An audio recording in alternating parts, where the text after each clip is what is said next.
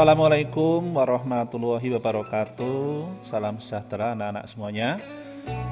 Bertemu lagi dengan Pak Agus, masih melalui channel Matematika 100. Nah, anak-anakku sekalian, kita sudah memasuki bab 2 untuk Matematika kelas 9 semester 1. Dan kali ini kita akan mempelajari bersama tentang fungsi dan persamaan kuadrat. Anak-anakku, saya ingatkan sebelumnya, dukung video ini dengan menekan subscribe ya, dan memberikan tanda lonceng, serta dikasihkan like dan komen agar anak-anak bisa mengikuti konten video terkini dari channel Matematika 100. Oke anak-anak, segera kita mulai pembelajarannya. Bentuk umum persamaan kuadrat. Perhatikan anak-anak, bentuk umumnya adalah ax kuadrat plus bx plus c sama dengan 0, dengan a, b, c anggota himpunan bilangan real ya. Bilangan real itu bilangan nyata, dan a tidak boleh sama dengan 0. Mengapa tidak boleh sama dengan 0 ya?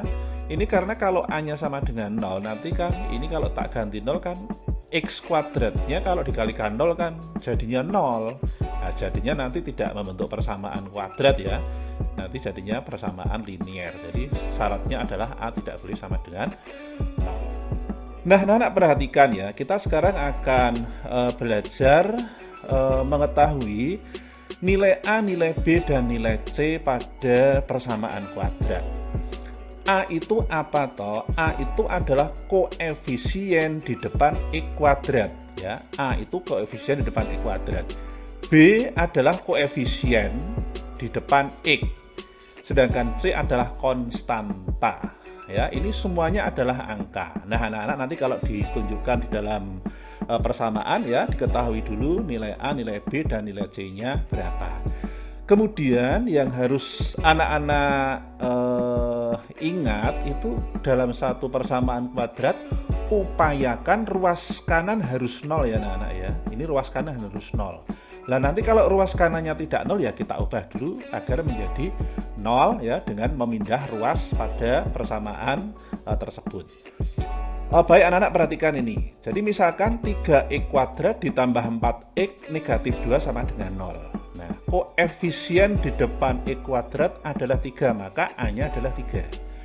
Koefisien di depan x adalah 4, maka b-nya 4 ya. Nah, ini konstanta. Artinya konstanta itu tidak dipengaruhi nilainya oleh x. Konstantanya berapa? Negatif 2. Jadi nanti kalau ditunjukkan ini anak-anak sudah tahu nilai a, nilai b, dan nilai c. Kemudian nomor 2 anak-anak, 5x kuadrat sama dengan 7x negatif 4. Nah, ini kan sebelah kanannya tidak 0 ini ya. Nah, ini harus kita rubah dulu menjadi 0. Caranya bagaimana? Ini kita pindah ruas. Ini kan sebelah kanan, kita pindah ruas ke sana. Jadi ini 7x pindah sana menjadi negatif 7x, 4x pindah sana, negatif 4x pindah sana menjadi 4x. Ya, berarti koefisien x kuadrat berapa? A-nya berapa? A-nya adalah 5. Nanti B-nya menjadi berapa? Kalau ini dipindah sana berarti menjadi negatif 7, dan C-nya pindah sana ini menjadi positif 4. Gimana? Paham ya? Oke, kita lanjut anak-anak. X kuadrat negatif 3x sama dengan 0. Nah, ini kanan sudah sama dengan 0. Nah, di sini di depannya, nah kalau tidak ada, ini sebetulnya ada angka tapi tidak ditulis anak-anak. Ini ada angka. Angkanya berapa? 1. Ini anak-anak jangan beranggapan Pak ini 0, bukan. Ya, jadi A-nya koefisien x kuadratnya adalah 1 dan B-nya adalah negatif 3.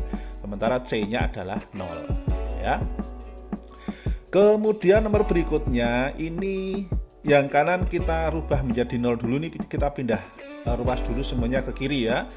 5x pindah sana menjadi negatif 5x, negatif 2x kuadrat pindah sebelah kiri menjadi positif 2x kuadrat. Ini apa ini 3 ini? Ya, 3 ini tidak dipengaruhi oleh x kan, berarti konstanta. Konstanta berarti ini C. Nah, C-nya adalah 3. Pindah sana berarti menjadi negatif 5x. Itu apa itu? B ya, karena di sini x-nya tidak berpangkat 2. Nah, berarti ini B-nya negatif 5. Kemudian ini pindah sana menjadi positif, maka A-nya adalah 2. 25 negatif 4x kuadrat sama dengan 0. Ini sudah sama dengan 0. Berarti ini apa ini? Tidak ada x-nya. Ya, ini adalah C atau konstanta. Ini di depan E kuadrat berarti A ya. A-nya berapa? A-nya negatif 4. Dan B-nya tidak ada kan? Maka B-nya 0. Berikutnya E kuadrat sama dengan 9. Ya, ini saya pindah ke sana dulu, berarti menjadi negatif 9 ya. Berarti A-nya berapa? Di depan E kuadrat adalah 1, nah, B-nya 0, kemudian C-nya pindah sana, ini menjadi negatif 9. Perhatikan anak-anak, ini sengaja saya beri tinta merah ya. Nah, di sini koefisien E kuadratnya ternyata tidak ada, berarti E kuadratnya 0 kan. B-nya, unsur B-nya ada 6, unsur C-nya ada, tapi kan A-nya tidak ada. Lah, ini bukan persamaan kuadrat. Kamu lihat tidak ada kuadratnya nih ya. Ini namanya linear. Lah, ini tidak boleh seperti syarat ini. Ya, di sini kan A-nya 0, maka yang ini bukan persamaan kuadrat. Gimana? Paham ya anak-anak ya? Sekarang ciri umum persamaan kuadrat itu perhatikan ya anak-anak ya. Memiliki tepat satu variabel yang berpangkat 2 ya. Memiliki tepat satu variabel. Nah, ini variabelnya kan hanya pangkat 2 ini, pangkat 2, pangkat 2, pangkat 2, pangkat 2. Dan hanya harus memiliki itu ya. Kemudian tidak memiliki variabel berpangkat lebih dari 2 seperti X pangkat 3, X pangkat 4, ini tidak boleh. Namanya persamaan kuadrat ya, pangkat tertingginya harus 2. Kalau nanti di sini mengandung X pangkat 3 atau X pangkat 4, namanya bukan persamaan kuadrat tapi persamaan pangkat 3, persamaan pangkat 4 dan seterusnya. Oke? Sip, mari kita lanjut pada ya tayangan slide berikutnya. Sekarang bagaimana menyelesaikan persamaan kuadrat? Menyelesaikan persamaan kuadrat itu maksudnya apa tuh? Anak-anak itu menentukan atau mencari nilai pengganti X ya. Yang mana bila X itu disubstitusikan ke persamaan kuadrat nanti akan menjadi pernyataan yang nilainya benar. Perhatikan contoh berikut anak-anak. Misalkan kita mempunyai persamaan kuadrat X kuadrat ditambah 4X negatif 12 sama dengan 0. Anak-anak masih ingat berapa A-nya? Ya, A-nya 1, terus B-nya adalah 4 dan C-nya negatif 12 ya. Penyelesaiannya ya, kalau nanti kita ganti X ini dengan salah satu, boleh negatif 6 atau 2. Nah, ini kok bisa negatif 6 dan 2, caranya bagaimana? Lah, itu yang nanti akan kita bicarakan pada pertemuan berikutnya ya. Sekarang ini anggap saja pokoknya ini kalau kita ganti dengan ini. Lah, yang dimaksud penyelesaian itu seperti itu. Jadi kalau perhatikan ya, kalau nanti X-nya saya ganti dengan negatif 6 kan diperoleh negatif 6 kuadrat ditambah 4 dikalikan negatif 6 dikurangi 12. Negatif 6 kuadrat berapa? 36. 4 dikalikan negatif 6 negatif 24. 36 ditambah ini kan hasilnya 0. Nah, kalau dimasukkan kan benar, itulah yang dimaksud penyelesaian ya. Jadi Pak Agus ingin mengatakan yang dimaksud penyelesaian itu apa toh? Ya, mencari nilai pengganti X. Sekarang kalau X-nya kita ganti 2, berarti kan X kuadrat. Lalu ditambah 4 kali 2, karena di sini 4X. Kurangi 12. 2 kuadrat berapa? 2 kuadrat adalah 4. 4 ditambah 8. 4 ditambah 8 hasilnya 12. 12 dikurangi 12 hasilnya berapa? 0 kan? Nah, sehingga di sini bisa kita nyatakan ya, penyelesaian dari persamaan kuadrat ini adalah negatif negatif 6 dan 2. Ini menghasilkan kalimat yang bernilai benar. KB itu kalimat yang bernilai benar ya. Nah anak-anak, untuk mendapatkan ini, nah ini nanti proses ini akan kita bicarakan pada pertemuan berikutnya ya. Ini cara menyelesaikan ada beberapa cara. Yang pertama apa? Dengan menggunakan hukum distributif. Yang kedua menggunakan selisih 2 kuadrat. Yang ketiga ya, menggunakan pemfaktoran anak-anak. Ya, menggunakan pemfaktoran. Kemudian dengan melengkapkan bentuk kuadrat. Ya.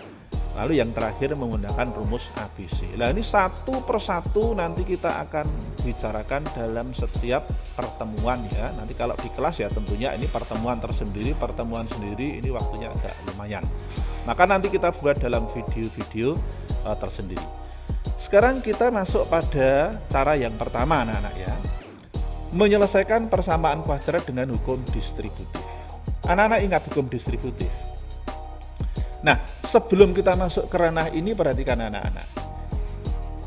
Ya, perhatikan. Jadi, jika saya mempunyai kita mempunyai dua bilangan A dikalikan B0, itu akan benar jika salah satunya 0 kan? Jadi, A-nya 0 atau B-nya 0. Ingat ya. Nah, hukum distributif itu ini. A kali B ditambah A kali C, maka hasilnya A dikalikan B tambah C kalau plus. Kemudian A kali B dikurangi A kali C akan menjadi A dikalikan B kurangi C. Ini makanya saya beri tanda plus minus. Artinya kalau di sini plus ya di sini plus, di sini negatif ya di sini negatif. Sekarang kita mempunyai soal ini, perhatikan anak-anak bagaimana cara menentukan nilai X atau kita cari penyelesaian dari 3 soal ini. Anak-anak perhatikan untuk yang nomor 1, 3x kuadrat ditambah X sama dengan 0. Ya, ini yang kita keluarkan. Kalau ini yang sama faktornya kan A ya. Ini faktornya yang sama kan X. Maka X kita keluarkan. Nah, nanti dikalikan dengan 3x plus 1. Ini kalau dikalikan 3x kuadrat dikalikan X. Nah, ingat anak-anak, berarti kan A-nya itu ini. Ini adalah B-nya kan ini. Jadi kan AB hasilnya 0. Berarti ya ininya 0 atau ininya 0 kan begitu. X-nya 0 atau 3x ditambah 1 sama dengan 0. Ya, berarti saya anggap ini X1 sama dengan 0, berarti 3x. Ya, ini 0, ini dipindah ruas ke sana negatif 1. Sehingga X menjadi negatif 1 dibagi 3. Ya, maka himpunan penyelesaiannya adalah 0 dan negatif 1/3. Itu anak-anak ya. Bisa dipahami? Kita lanjut soal nomor 2, anak-anak perhatikan. 6x kuadrat negatif 8x sama dengan 0. Kita cari apa? Faktor FPB-nya ya, yang bisa dikeluarkan itu yang mana? Di sini ada 6x kuadrat, ada 8x. X-nya jelas keluar. Kemudian ada 6, ada 8. FPB-nya berapa? 2 ya. Nah, maka di sini nanti yang keluar adalah 2x. Dalam kurung 3x negatif 4. Perhatikan, kalau ini saya kalikan, hasilnya berapa? Kembali 6x kuadrat kan? Kalau ini saya kalikan, hasilnya kembali ke negatif 8x. Nah, inilah A ya, inilah B. Seperti teori yang ini yang pertama dasar ini ya. Jadi inilah A, inilah B. Berarti kalau begitu 2x-nya 0 atau 3x negatif 4-nya 0 kan begitu. Kalau 2x-nya 0 berarti x-nya 0/2 kan. Berarti di sini 3x kan ini kan 0 ditambah 4 karena di sini pindah ya. Nah, di sini udah ketemu 0. Nah, di sini kan 0 ya. Kemudian di sini x-nya adalah 4. Nah, karena 0 ditambah 4 di sini kan per 3. Maka ketemulah himpunan penyelesaiannya adalah 0 ya dan 4/3. Nomor 3, anak-anak perhatikan. 8x kuadrat sama dengan 12x. Kita harus berusaha supaya ruas kanannya itu menjadi 0 anak-anak ya. Maka persamaan ini saya ubah bentuknya menjadi 8x kuadrat, ini 12x pindah sana, ini negatif 12x sama dengan 0. Ya, ini untuk merubah supaya ruas kanannya 0. Sekarang kita cari FPB-nya dari 8x kuadrat dan negatif 12x. Ini x-nya jelas bisa dikeluarkan. Sekarang ada 8 dan 12. Ini berapa? 4 ya. Oke, berarti yang dikeluarkan adalah 4x. Nah, nanti kalau dikalikan kembali ke sini berarti menjadi 8x kuadrat. Kalau dikalikan ke sini nanti menjadi negatif 12x. Berarti di sini A, di sini B. Ya, ingat ya, kalau ini tadi udah kita tulis, ini udah enggak perlu kita tulis ya, anak-anak saya anggap sekarang udah paham.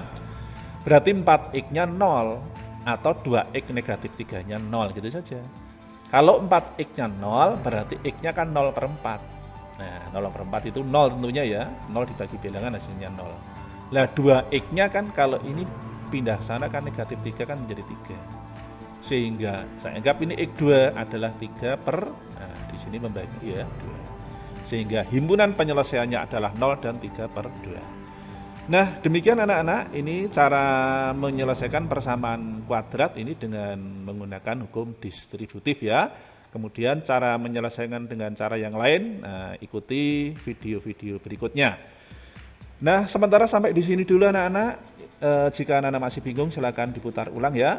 Dan jika video ini bermanfaat, jangan lupa untuk membagikan kepada teman-temanmu yang lain.